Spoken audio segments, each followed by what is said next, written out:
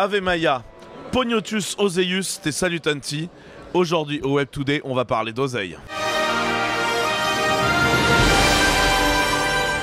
Bonjour à tous, on est dans le deuxième jour du Web Today 2018 à Nantes. Et aujourd'hui, j'ai deux intervenants de choix. D'abord, Stéphane Schutz. Bonjour. Qui es-tu, Stéphane? Tu peux te présenter rapidement? Tu travailles où? Alors, je travaille chez 15 Marches, qui est une agence de conseil en stratégie que j'ai fondée il y a 5 ans et qui est pas loin d'ici, qui est à Rennes et à Paris. Et tu as un blog assez bien construit, très écrit, sur lequel on peut trouver beaucoup de billets que moi je trouve extrêmement pertinents. J'essaye de traduire à la fois ce que je lis, ce que je vois, ce que j'entends et d'essayer de le traduire en français dans un langage qui est compréhensible à la fois par les gens de la tech comme toi, mais aussi par les gens qui sont dans le business ou les chercheurs ou les étudiants. Voilà. Donc, Et notre autre invité est Arnaud Giraudon, c'est le CEO de Compte Nickel. Bonjour Arnaud. Bonjour Quentin. Compte Nickel, tu peux définir rapidement ce que c'est pour ceux qui ne connaîtraient pas cette nouvelle banque? Compte Nickel, c'est la banque chez les buralistes pour faire simple. Tu rentres avec un billet de 20 €, une carte d'identité, 5 minutes plus tard tu ressors avec un relevé d'identité bancaire et une carte Mastercard internationale. Et donc tu peux recevoir de l'argent sur ce compte-là et le tirer sur ta carte bleue? Comme une banque traditionnelle. Et ça coûte combien? C'est 20 € par an. 20 € annuel, flat price. Exact. Compte Nickel, c'est une boîte dont on a eu beaucoup d'actualité l'an dernier parce que vous avez été racheté. Exactement, 95% du capital est entre les mains désormais de BNP Paribas. Donc vous êtes une grosse banque maintenant? Ah non, on a un actionnaire qui est une grosse banque. Mais aujourd'hui, on continue à faire notre mission, c'est-à-dire aider un maximum de gens à payer et être payés en toute simplicité, sans découvert. Et on enregistre 30 000 nouveaux comptes tous les mois. On est le premier ouvreur de compte en banque en France aujourd'hui. Et donc en fait, ce qui se passe, c'est que eux, ils sont juste actionnaires et il n'y a pas beaucoup d'interactions ou que sur les parties qui vous intéressent vous, quoi. Comme tout actionnaire, il se préoccupe des risques que l'on prend, des résultats financiers que l'on donne. C'était le cas de nos anciens actionnaires. Et l'avantage quand même qu'ils ont, c'est qu'ils ont une belle expertise bancaire dont ils nous font bénéficier quand on a besoin. Maintenant, vu la taille qu'on représente avec plus de 900 000 clients, d'avoir des gens qui connaissent très bien dans tel et tel domaine, la banque, ça nous aide. De faire des économies d'échelle pour baisser les prix de revient sur des cartes Mastercard. Mais aujourd'hui, concrètement, Nickel, on est pleinement maître de notre destin. Compte Nickel, en fait, c'était une banque dès le départ. C'est quoi l'histoire de Compte Nickel? Au sens strictement juridique, c'est un établissement de paiement. La banque, en fait, c'est 3 métiers. C'est gérer un compte courant, pour la faire simple, gérer de l'épargne, gérer du crédit. Et si tu fais les trois, alors tu es une banque. Il y a un statut qui a été créé, on a été les premiers à l'inaugurer quand on s'est lancé il y a plus de 5 ans, qui est le statut d'établissement de paiement. Et c'est le statut qui nous suffit pour offrir des comptes courants de plein exercice. Et donc un établissement de paiement, il ne peut pas faire de crédit? Non, ou très très peu. Il peut gérer des comptes courants par contre? Il peut gérer les comptes courants. Il peut que gérer des comptes courants? Gérer les moyens de paiement, des cartes, des chèques, des choses comme ça. Et donc en fait, pourquoi ce statut a été créé? Pour faire émerger des nouveaux acteurs qui n'ont pas à s'engombrer de toutes les contraintes juridiques liées au crédit, liées à l'épargne. Donc ça nous permet d'alléger les contraintes juridiques. Et Nickel a pu se lancer avec quelques millions d'euros quand même au lancement, en se contingentant strictement sur la fonction établissement de paiement pour offrir un compte courant à monsieur et madame tout le monde. Il y avait une idée de base de certains types de clients qui ont été targetés au démarrage, parce que du coup cet état d'esprit pluraliste et je peux arriver avec un billet de 20 €, est-ce que ça a permis par exemple de targeter des gens qui n'étaient plus dans le système bancaire? Alors clairement, la mission initiale de Nickel, c'est l'inclusion bancaire. En France, il y a un phénomène qu'on connaît sous le nom d'interdiction bancaire. Tu as un découvert, que tu dépasses ton découvert, tu émets un chèque que tu n'honores pas, tu empruntes de l'argent et tu ne rembourses pas. Tu vas être fiché. Et le fait d'être fiché ne te donne plus accès à l'ouverture d'un compte courant, d'une carte et des moyens de paiement. Ça se met vraiment en difficulté.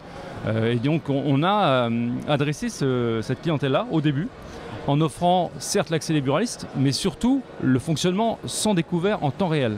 Chez Nickel, tu dépenses jamais plus que ce que tu as. Puisqu'en temps réel, on va venir contrôler ton solde tout le temps et qu'on met à jour tout le temps. Et donc on utilise la technologie pour avoir une mission initiale d'inclusion bancaire. Donc il n'y a pas ce rapport avec le banquier où « Ah mais monsieur, vous êtes à découvert, un peu infantilisant ou pas responsabilisant ». Chez nous, tu es responsable. On te fait pas croire que tu as de l'argent que tu n'as pas. Oui, donc, de toute façon, vous n'avez pas le droit de mettre les gens en découvert. Exactement. Vous avez réglementairement pas le droit. Donc. Exactement. Donc ça tombe bien aussi.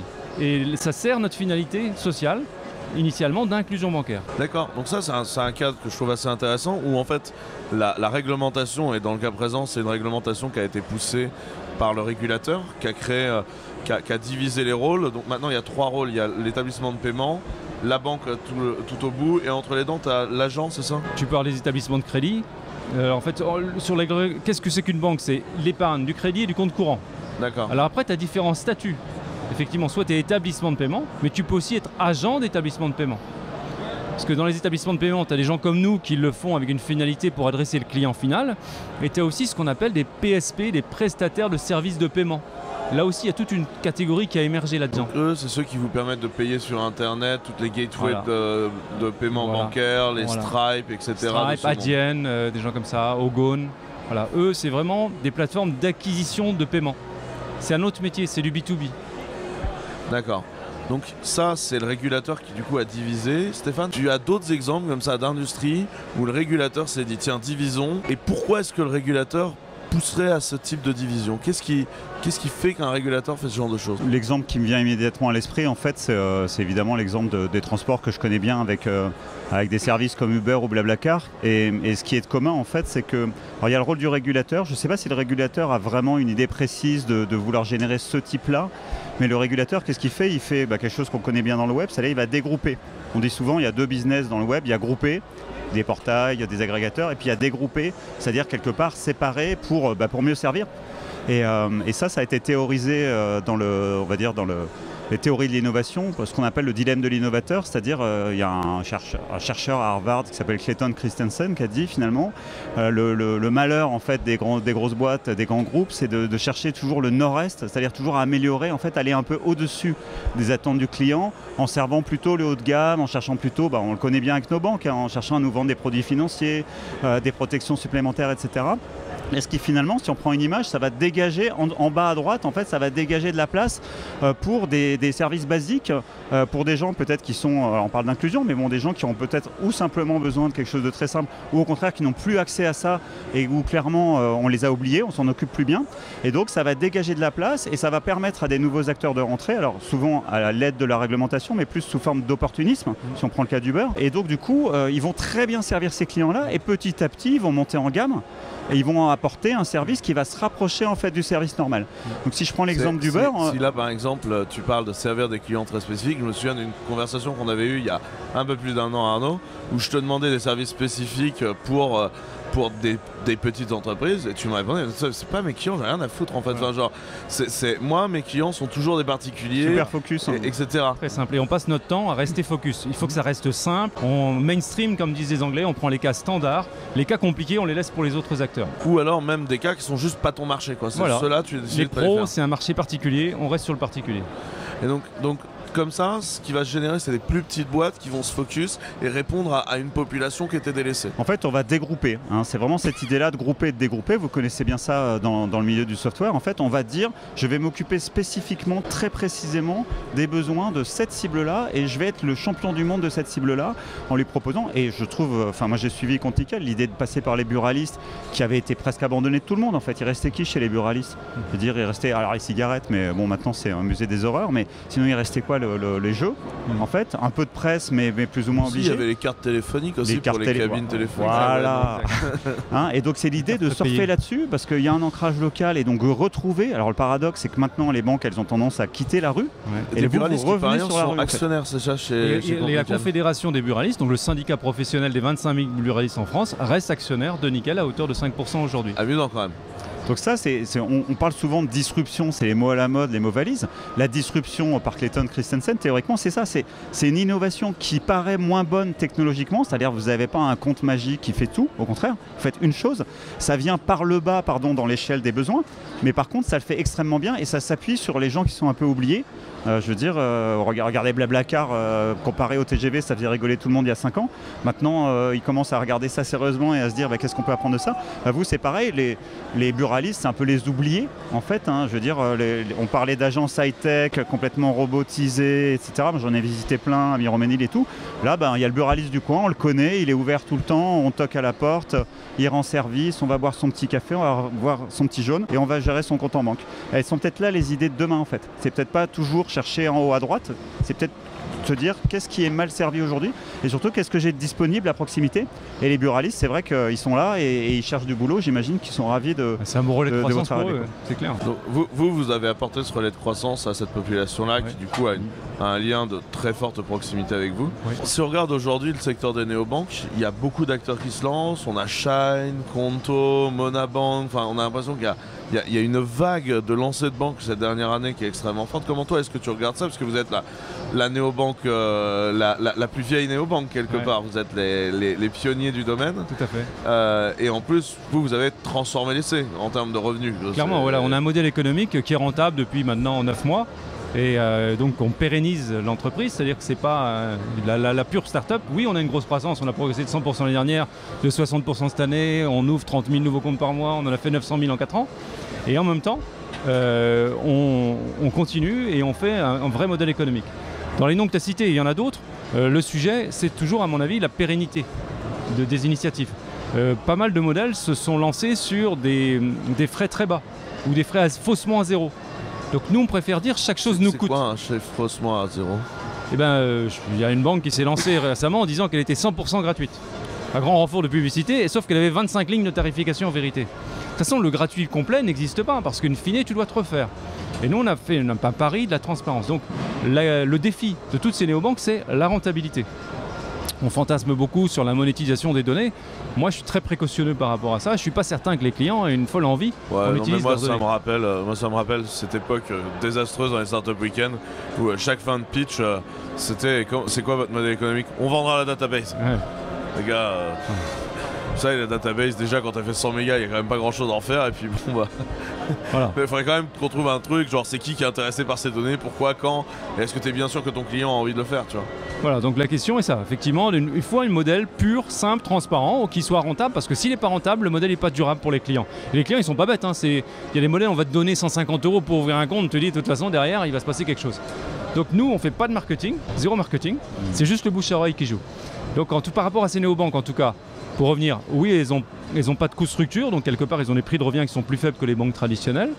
Toute la clé est dans une bonne verticalisation, une bonne expérience client. Tu citais des gens comme Conto, Shine qui sont effectivement sur le segment des entrepreneurs, qui est un segment compliqué dans le spectre de besoins et somme toute assez large. Il va falloir voir ce que ça donne. Il n'y a pas de succès au niveau mondial sur ce segment-là. Il y a des tentatives. Après, il y a des acteurs européens qui sont sur des modèles plus scalables que les comptes nickel, parce que nous, on a besoin d'avoir un réseau physique, etc. Qui sont des acteurs comme N26, Revolut, qui s'intéressent vraiment à des gens très Revolut, autonomes. C'est la dernière licorne européenne. Voilà, très adapté pour les gens qui voyagent en dehors de la zone CEPA, en dehors de l'Europe notamment. Donc ils ont Revolut, les services. C'est une carte bleue un peu high-end dans son modèle. C'est du roaming de la carte bleue, quoi. Ouais, on va dire comme ça. Ils sont assez forts dans tout ce qui est change, quoi. La gestion du change, du multi-devise, des choses comme ça. Donc c'est vraiment, ils ciblent. Mais d'une manière générale, pour reprendre les penseurs, les théorisateurs des startups, il faut choisir son vertical, quoi. Il faut vraiment être très clair dans c'est quoi sa proposition de valeur pour qui. Eux, ils visent vraiment les gens qui voyagent beaucoup à l'international. Les autres vont viser les auto-entrepreneurs ou les TPE. Nous, on vise le particulier populaire qui n'a pas besoin d'épargne, qui n'a pas besoin de crédit. C'est 50% des Français. 50% des Français n'ont pas d'épargne, 50% n'ont pas accès au crédit. Voilà, ça, c'est notre cible de base.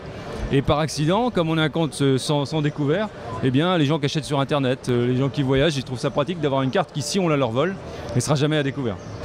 Donc on ne pourra jamais prendre plus que ce qu'il y a sur le compte. Le développement de l'ensemble de ces services bancaires, de ces néobanques, donne des fois une impression un peu bordélique. Je pense notamment à l'affaire Morning, qui n'a pas nécessairement été très bonne en termes de vision pour toutes ces startups-là, sans nécessairement expliquer le règlement bancaire, parce d'abord on n'a pas toute l'après-midi, et ensuite ça ne passionne pas nécessairement les gens. Est-ce que tu pourrais brosser les quelques gros principes qui ont été mis en place par le régulateur pour protéger le consommateur et protéger le client? Est-ce qu'il y a quelques principes à respecter qui fait qu'on ne peut pas trop foutre le bordel? Sur les banques, où il y a la garantie des dépôts bancaires, et bien souvent il y a des capitaux minimums. Sur les établissements, pareil, on doit avoir un capital minimum pour monter une banque ou un établissement de paiement. Donc c'est quoi comme capital minimum? C'est de l'ordre de 5 millions, mais ça peut être plus, c'est variable selon le projet en fait. Il s'avère que le régulateur, il y a un minimum légal, mais il a une capacité à vous en demander plus. plus. Ça, c'est la première par feu, c'est il y a des fonds propres. Donc de toute façon, vous avez une vraie discussion avec le régulateur et vous ne pouvez pas créer de banque sans que la commission de prévention des risques de la Banque de France soit en relation avec vous. Tout à fait, on a mis 2 ans à monter le dossier d'agrément. Pour ceux que ça intéresse, les start-upers qui voudraient montrer un établissement de paiement, je les invite à lire un livre qui s'appelle Nos banques, qui raconte l'histoire de l'élaboration de compte nickel et qui montre le chemin parsemé d'embûches consistant à obtenir le Graal de l'agrément de la Banque de France. Donc très, très lent, très lourd, il faut montrer des compétences, il faut disposer des fonds et en permanence, plus votre entreprise se grandit, plus il faut avoir les fonds propres. Pour situer, compte nickel, avant d'être à l'équilibre, on a consommé 31 millions d'euros. Donc il a fallu lever 31 millions d'euros. Donc c'est un gros projet, mais ça donne une ampleur des montants. Et une autre protection aussi, c'est que les fonds doivent être cantonnés. Quand vous confiez des fonds à un établissement de paiement, c'est pas dans ces livres qu'ils sont cantonnés. Ils sont cantonnés dans une banque. Moi j'ai un compte nickel, aujourd'hui j'ai 100 € dessus. En fait, il n'est pas dans ton compte en banque. Exactement. Compte nickel. Il est chez Crédit Mutuel Arkea en l'occurrence aujourd'hui et chez BNP demain. Et donc c'est le fonds de cantonnement. Voilà, exactement. Donc ton argent, il n'est pas dans nos livres, il est dans ceux d'une banque qui a des il est contraintes. Chez Crédit Mutuel ou il est chez Arkea? Il est Crédit Mutuel Arkea. Il y a un très bon établissement.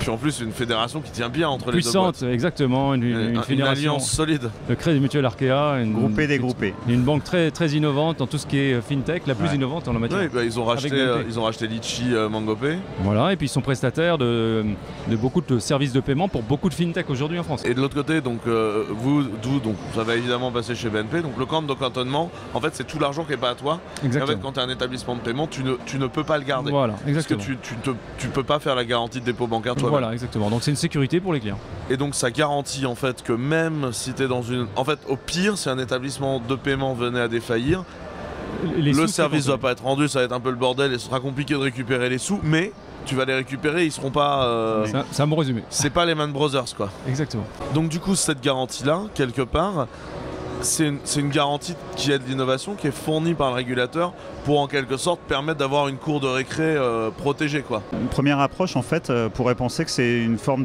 d'élever la barrière à l'entrée, du coup que ça va être plus difficile de rentrer sur ce marché. Et je pense que c'est le contraire, c'est-à-dire que le fait de sécuriser vraiment la partie solide, indispensable, de sécuriser les fonds et d'approvisionner les fonds, ça aide au contraire à développer énormément de sociétés qui vont juste prendre la relation client et l'innovation dans les services bancaires et ça les aide en fait. Elles n'ont pas besoin de constituer en fait l'ensemble de ça. On évoquait tout à l'heure les API qui ont été faits par Crédit Mutuel Arkea. C'est ce qu'on va retrouver en fait dans d'autres domaines qui sont énormément développés, c'est-à-dire chacun son job. Je veux dire, vous avez les garanties financières, vous savez bien placer l'argent, vous savez bien le protéger en fait les actifs, et du coup les autres en fait se greffent là-dessus en fait, vont greffer en fait. C'est comme des applications qui vont se greffer sur une grosse API, qui pour créer des comptes nickel, qui d'autres pour créer des comptes pour les néo-entrepreneurs. Peu importe, je veux dire à la rigueur. Donc pour moi, c'est plutôt la structuration ouverte. C'est-à-dire c'est la possibilité justement encore une fois de dégrouper dans un cadre évidemment qui protège l'utilisateur. Ça va être plutôt favorable à l'innovation parce que ça va multiplier le nombre d'acteurs qui font pas tout, appuyer sur des gros acteurs en fait qui eux vont garantir, sont là depuis longtemps, ont les fonds suffisants, ont les professionnels qui vont bien, etc. Donc je pense que paradoxalement il y a beaucoup de domaines, on parle beaucoup de la réforme ferroviaire en ce moment, il y a beaucoup de domaines qui devraient s'en inspirer, c'est-à-dire de se dire qu'est-ce qui est fondamental sur lequel on ne négocie pas, c'est indispensable parce que sinon tout s'effondre, et par contre le reste, comment est-ce que je peux créer des interfaces, on parle d'informatique mais plus globalement, les règlements qui permettent à de plus en plus d'acteurs d'utiliser cette base-là pour créer des services. La marge des gros. Puisqu'en fait, comme les gros, ils opèrent des choses fondamentales, même s'ils perdent un peu de marge, ils se rentabilisent sur la masse, ce qui n'est pas nécessairement un drame. On connaît... En fait, tu le payes à Crédit Mutuel Arkea, ton compte de cantonnement. Bien sûr, en l'occurrence. De facture, enfin, c'est pas un service gratuit. Hein. On connaît l'exemple d'Amazon Web Service, d'Amazon de Fulfillment Service, et puis par-dessus, vous avez la plateforme de e-commerce. Je veux dire, ils fonctionnent comme ça, ils gagnent autant d'argent finalement, à tous les coups ils gagnent en fait, mais ils ont dégroupé ces services. La boîte n'a jamais gagné, n'a jamais fait un exercice, donc... c'est Amazon AWS ou AWS. AWS c'est discutable. Enfin, tout Amazon est discutable dans son structure de coût. D'accord, mais ça me semble un exemple sur lequel il est peut-être plus facile de se raccrocher parce qu'on voit du physique, on voit des entrepôts, on voit le site e-commerce, on voit des livraisons et derrière on voit l'infrastructure informatique. C'est quand même un modèle en fait qui vient du web et qui est en train peut-être d'atteindre. Enfin, dans FinTech, on pense souvent à la partie front-end en fait, c'est-à-dire les innovations de services, les jolis graphiques, les choses comme ça. Mais finalement, l'innovation, pour moi, elle est plutôt dans la profondeur, justement, dans la possibilité de garantir en fait et d'ouvrir des parties plus profondes, plus immergées en fait, et qui vont libérer en fait des acteurs, parce que 31 millions, c'est pas très cher pour conquérir, pour faire ce que vous êtes en train de faire. Finalement, c'est pas une grosse levée. Et quasiment aujourd'hui 1 million de cartes bleues en circulation. Oui, voilà. Quand on parle des gros acteurs, dans la fintech, il y a quand même dans les moyens de paiement un truc qui est quand même très employé, c'est la carte bleue. Aujourd'hui, les cartes bleues, il y en a deux grosses, il y a Mastercard et Visa, et il y a quelque chose qui me surprend énormément. Mastercard, ils sont dans tous les machins innovants, et Visa, jamais. Alors effectivement, donc, pour être précis, le carte bleue, c'est un GIE, le GIE-CB, donc, qui est un groupement d'intérêt économique de tout l'ensemble des banques. D'une part, en France. Voilà, ce qu'on appelle un scheme domestique, c'est-à-dire un système de paiement qui est propre à la France. Et Mastercard et Visa sont des schemes internationaux, donc des programmes de paiement internationaux qui viennent se greffer sur les infrastructures de GIE carte bleue. Donc c'était juste un rappel un peu technique momentanément. Et effectivement, Mastercard de tout temps, qui est le challenger, Mastercard c'est un peu le Pepsi Cola de Visa, si je puis me permettre cette expression, versus Cola. Et donc c'est le challenger et qui s'est battu plus. Ils ont toujours été très présents sur les fintech et c'est vrai que toutes les fintech qui se montent, y compris nous, on est Mastercard. Il s'avère là que depuis peu, le leader Visa commence à s'en inquiéter et donc reprend du poil de la bête et démarre une stratégie sur les fintech à son tour. Et donc il va y avoir peut-être une guerre des prix enfin sur ce sujet-là qui va un peu continuer à fournir à l'innovation un sujet ? On le souhaite. En tout cas, il y a un enjeu aussi au niveau français de garder notre scheme domestique, GIE-CB, qui est un peu une anomalie dans le paysage européen en général. Et le législateur, tu en parlais tout à l'heure, européen, il vise à créer toujours plus de concurrence entre les différents schemes. Et il est à noter une initiative récente qui s'appelle DSP2, la deuxième directive autour des services de paiement, qui institue différents systèmes qui vont permettre de faire concurrence aux schemes et faire baisser les prix de revient. Et il y a une deuxième innovation qui a été voulue dans ce programme-là par l'Europe qui concerne l'instant payment. C'est que quand je te fais un virement à toi aujourd'hui, tu vas le recevoir dans 24-48 heures. Oui, où on se demande tous par où est passé glander notre argent. Voilà, très bien. Bon, c'est la tuyauterie bancaire qui demain, avec l'instant payment, et on peut le faire depuis l'année dernière, mais concrètement ça va arriver en France en fin d'année, je te créditerai en 10 secondes. Et le virement... c'est très allemand en fait comme truc, parce que les Allemands sont très instant payment, les banques allemandes sont très instant payment depuis très longtemps, oui. Et là on sent vraiment la patte allemande pousser dans la DSP. Ouais, mais c'est celle du service client. Tout à l'heure on se disait écoutez le client, le meilleur service, c'est quand même plus agréable d'avoir l'argent tout de suite. Ah ça je te le confirme. Et un des avantages de la carte bancaire, c'est l'instant payment. La carte bancaire c'est du paiement instantané. Le virement ça l'était pas, ça le devient, et donc ça crée de la concurrence. Donc, et la concurrence ça fait baisser les prix pour le consommateur. Ici on est quand même en toge parce que MyAmater, MyAmater c'est un programme qui a été créé avec l'appui, et pas seulement l'appui financier, l'appui réellement des services et philosophique et très concret de Nantes, de Saint-Nazaire et maintenant également de la région Pays de la Loire. C'est un programme qu'on a créé pour donner la possibilité de créer de nouvelles boîtes. On essaie de tourner ça hyper deep tech, on prend des jeunes, soit en études, soit juste à la sortie d'études, du doctorant. On a une volonté très deep tech et en fait on leur donne un lit, on leur donne à manger, on leur donne des bureaux pendant 4 mois la première année. Ils ont un deuxième programme la seconde année, un troisième programme la dernière année qui leur permet de revenir aider les autres. C'est un truc qu'on a vécu comme étant intense. Est-ce que tu penses qu'il y a de l'innovation technologique aujourd'hui qui peut aller avec l'innovation financière ? D'abord, qu'est-ce que vous pensez d'un programme comme ça ? Est-ce que ça vous fait marrer comme idée de programme ? Moi j'aime beaucoup cette idée de deep tech. C'est certain qu'on voit beaucoup d'accélérateurs sont autour des usages, et il en faut, et c'est tant mieux, bien évidemment. En revanche, parfois, les couches sont un peu superficielles. D'avoir de la profondeur dans la technologie, ça a du sens. Et il y a beaucoup de domaines où on a parfois un peu été trop sur l'usage, paradoxalement, et pas assez sur la techno. Donc, moi, ça me va bien, c'est une bonne orientation et c'est assez discriminant. Il n'y a pas tant que ça d'accélérateurs, pour les appeler comme ça, incubateurs, startup studio, tu appelles ça comme tu veux, sur cette thématique-là. Donc c'est ça que je trouve ça positif. Moi j'aime bien l'idée en fait d'aller au bout des choses en allant effectivement dire on va vivre ensemble, vraiment l'idée de camp, parce que beaucoup utilisent ces mots de camp, etc. Mais je pense que dans sa vie, en fait, on n'a pas tellement l'occasion de vivre vraiment des moments d'osmose avec d'autres gens. Alors dans l'entreprise c'est un peu le cas, mais on dit souvent c'est le mariage sans le sexe, donc c'est pas forcément que pour le meilleur. Et donc je trouve cette idée de frottement, en fait, de faire se frotter ensemble des gens, pas physiquement, mais faire vivre au quotidien. Ça peut devenir assez physique. Ça peut devenir physique. Concrètement, c'est dans une ancienne caserne, donc si tu veux, c'est des dortoirs par boîte. Ouais. Et donc normalement, quand tu as vécu littéralement H24 avec tes associés pendant 4 mois, si la boîte tient, c'est que t'es bien, quoi. Moi je crois beaucoup à ça, parce que finalement après ils vont grandir, ils vont se marier, etc. C'est fini ça. Donc je pense que c'est un moment assez unique. Effectivement, ça passe ou ça casse, mais bien au-delà de finalement le sujet sur lequel on va travailler, les masterclass qu'on va avoir, etc. Je pense que ce moment de vie en commun, il est suffisamment exceptionnel pour qu'il apporte quelque chose forcément. Enfin, je vois pas comment ça peut ne pas apporter quelque chose dans la cohésion de la boîte, puis même dans l'intérêt mutuel, l'ouverture d'esprit, etc. Qui sont des choses dont on parle jamais en fait. Mais en l'inverse, quand tu fais le post-mortem, pourquoi quelque chose a foiré, c'est très souvent malheureusement plutôt des problèmes interpersonnels, des gens qui n'arrivent pas à résoudre des problèmes, des gens qui n'arrivent pas à admettre qu'il faut changer, etc. Et peut-être que vous allez trouver la sauce secrète pour arriver à faire ça et du coup innover dans la manière d'innover en fait. J'ai quelque chose de très cruel à faire en chaque fin d'émission. Vous auriez un conseil en latin à fournir à chacun de nos participants? Ou une devise, hein. Moi, faut savoir que les miennes, c'est Acum Laudata. Hein. Il y a Homo hominem lupus est, c'est l'homme est un loup pour l'homme, mais c'est pas du tout ça chez nous. Il y a de l'humanité quand même. Non, je pense que l'humanité est un sujet important. Merci beaucoup d'être venu. Ce serait super parce que je sais que j'ai affaire à 2 Bretons.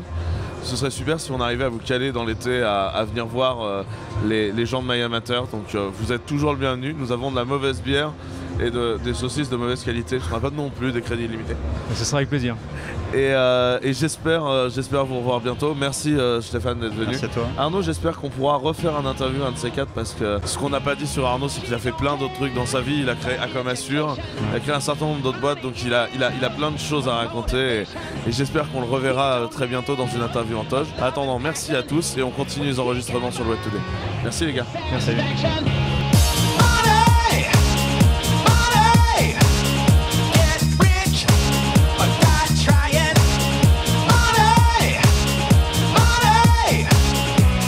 A-t-on suscité des vocations? Êtes-vous déjà en train de lire les accords de Bâle afin de comprendre les arcanes du système bancaire?